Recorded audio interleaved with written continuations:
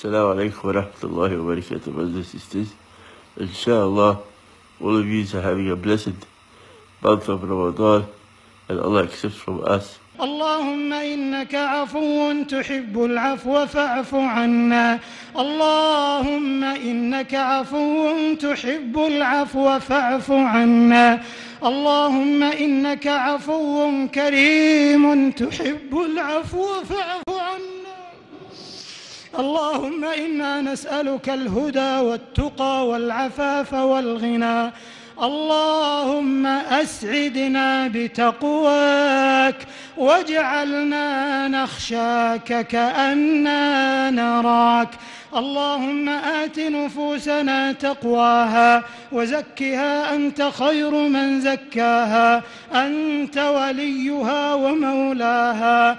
اللهم إنا نسألك خشيتك في الغيب والشهادة